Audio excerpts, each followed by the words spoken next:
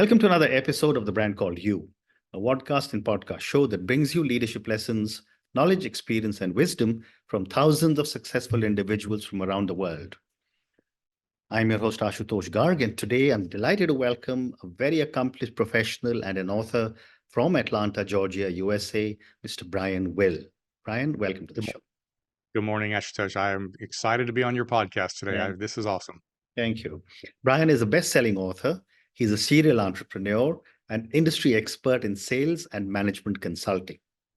So, Brian, before we talk about entrepreneurship and sales management, tell me about your own amazing journey in brief.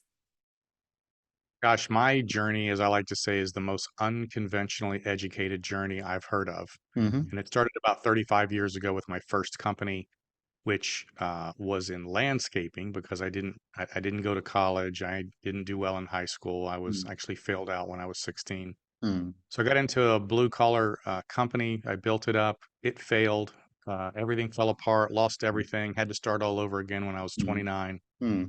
And then got into the insurance business randomly. Ended up building the first direct to consumer call center in America for the health insurance industry. Mm-hmm. Sold that to a venture capital firm. Did it again, built another one, which is an online insurance agency, which today is a state based ACA enrollment platform for about 9 different states. We sold that to a venture capital firm. Mm-hmm. Did another company, which was online marketing. We sold that to a private equity firm. Mm-hmm. And then I wrote 4 books and I bought a restaurant chain and I got into real estate and I ran for politics, got to Mm-hmm. sit on city council. Wow, I did so many things, I lose track of them sometimes. amazing. Quite an amazing journey you've had. But let's talk a little bit now about entrepreneurship. You started your first business at a very young age.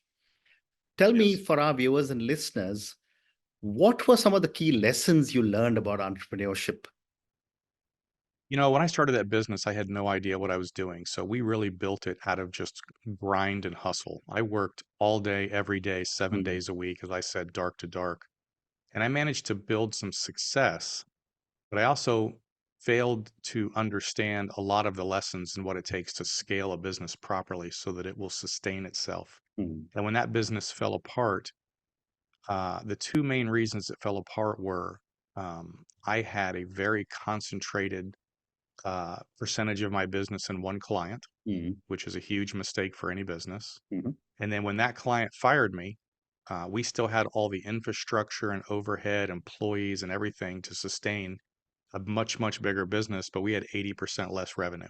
mm, The second lesson in that is that and when we lost all that revenue, I had never set aside enough cash resources to protect me in the case of exactly what happened to me mm, because I had increased my lifestyle over that period of time. mm, As I call it, I lived at 100% of my income. mm, And then when we lost that large client, we lost all that revenue. I couldn't pay my bills. mm, Uh, and we ended up losing everything. I mean, it was a complete disaster meltdown. So, mm.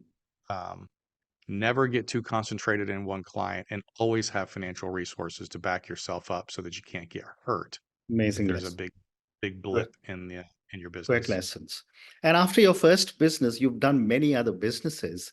How has your approach to entrepreneurship evolved over the years? After that, when I got into the insurance business, of course, Mm-hmm. I didn't know I could sell at the time, but it turned out I was a pretty good salesperson.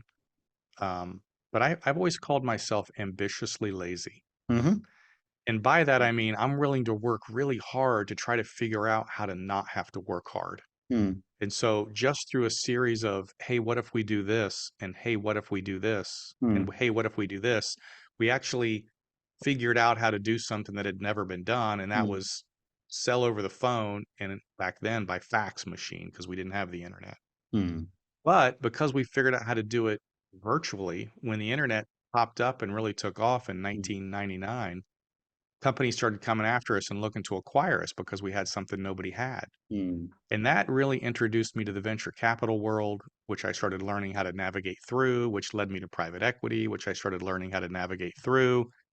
And as I like to say, success is a progression in anything you do. And mm, most companies that start don't end up doing exactly what they thought they were going to do when they started. Right. And I didn't either. And most people start, much like yourself, doing something, but end up doing something completely different because Mm, you have progressed over time and you've changed and you've learned and adapted.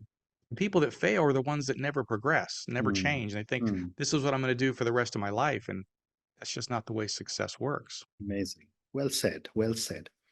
You also have done multiple businesses across multiple sectors. How do Mhm. you assess the viability of a business in a new industry? You know, here's another one. I hate to say this because it might not fit the narrative, but I Mm, had no idea what I was doing mhm, every single time I started a new business. mm, I like to say I just wasn't smart enough to know that it was a bad idea. mm, So, but we got in there and we did it anyway. And my particular specialty in business is not technical.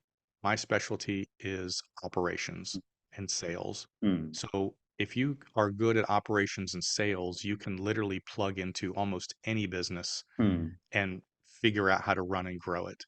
As I mm, like to say, I'm not the technician. I'm not the internet. We had an internet company. I'm not an internet guy. We had an mm, insurance company. I'm not the insurance guy. mm, I have a real estate company. I'm not the real estate guy. I own a chain of restaurants. I don't know how to cook. mm. But what I do know is how to sit behind the scenes and do profit and loss analysis on P&Ls. I know how to build sales organizations and do sales tracking. So Right. everything I've ever done is behind the scenes, pushing the business forward, Mm. not the technical side of whatever the business does. Amazing. Great response. Thank you. My next question, Brian, is what qualities do you look for in team members when you're building a startup? This is literally the toughest one Mm, because the most important thing to me, particularly in my executive teams, is loyalty. mm, I will take loyalty over talent mm, any day of the week. And I'll be honest with you, when I was younger, 20 years ago, when I was pushing up through the ranks in the early venture capital, mm, I was the guy that thought talent was the most important thing. And I mm, would run over other people in order to get a job done, mm. not understanding that that collaboration is required in order for you to scale at any size. And so that was a lesson I had to learn was collaboration over just pushing through and loyalty to the organization as opposed Mm, to loyalty to yourself. So if I can find an employee that's going to go on the ride with me, that's going to push with me and stand right beside me, that right. to me is more important than somebody who knows everything about everything. Mm. Well said. Well said.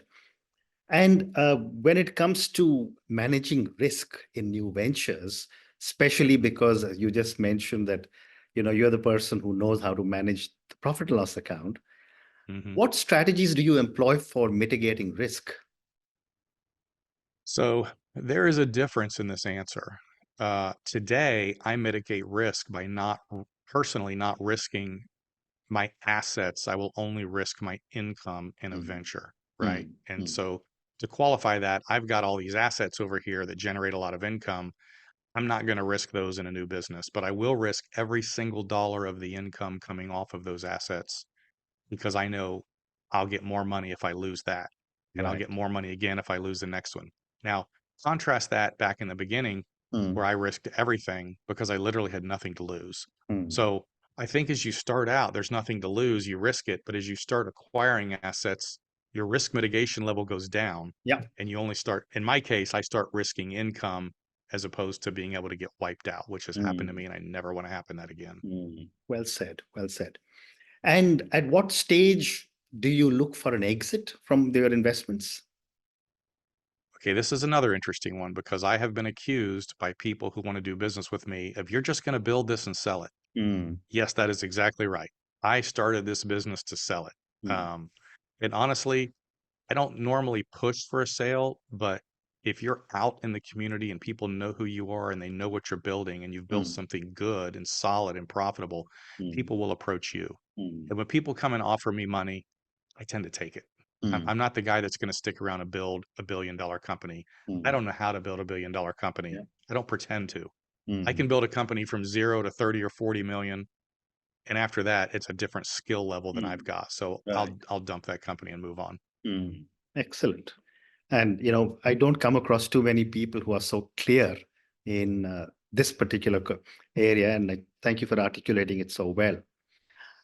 Two more questions relating to entrepreneurship, and then I want to move to sales management. Can Okay. you share a significant setback that you have faced? How did you overcome it, and what did you learn? Well, we talked about the first one. The Yeah, first one was a complete failure. And here's the thing about overcoming failure. First, let me say, uh, Ashutosh, have you ever heard the saying that you have to fail to succeed? correct. Have you ever heard that? Yep. Okay, I hate that statement. I Mm, cringe when I hear it because it is literally not true. mm, So I'm going to go against the grain here. mm, Failure leads to failure. mm, If all you know how to do is fail, then you will fail again. mm, Fail fast to succeed is wrong. Here's mm. the key. You have to learn from the failure, or Correct. you're going to fail again. Mm, Learning from failure leads to success. mm, And by the way, you might have to learn, fail, learn, fail, learn, fail, learn, fail, learn, mm, fail.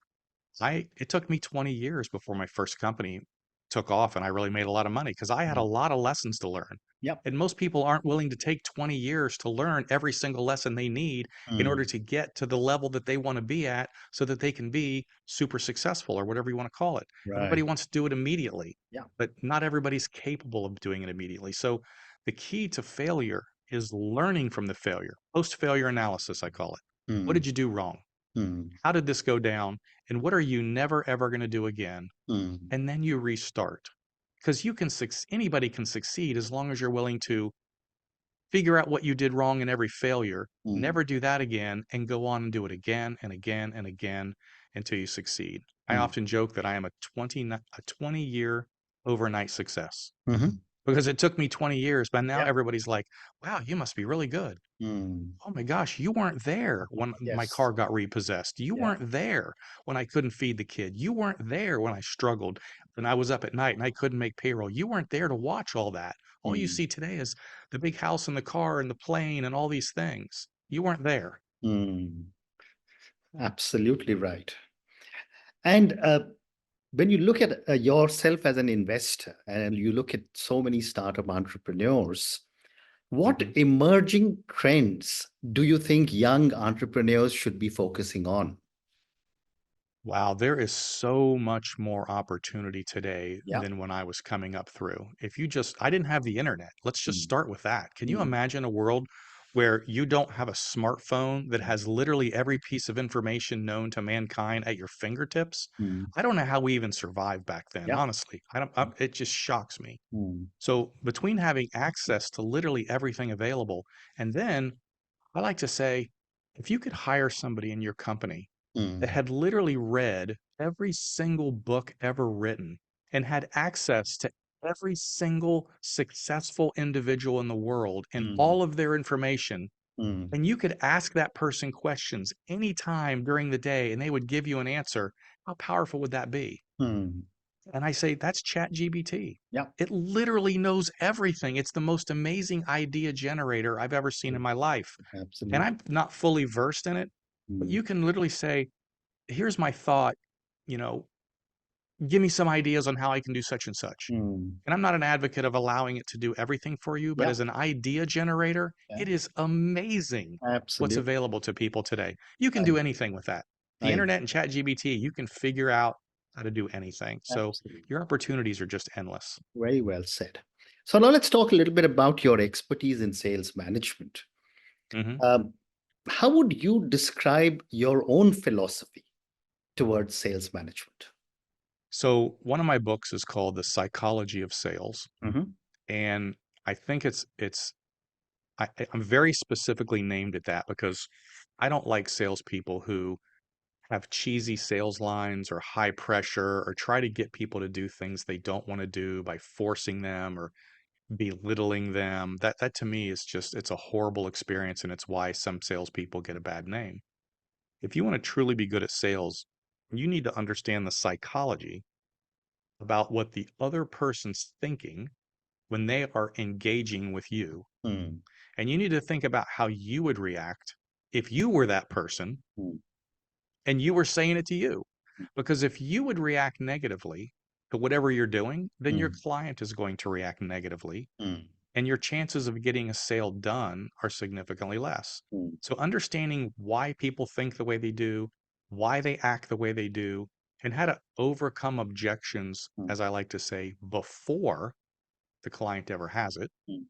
by building a sales process that incorporates all the known objections, Right. you can walk somebody through or lead them through a process to get them where they want to go by Mm, simply understanding what they're thinking. mm.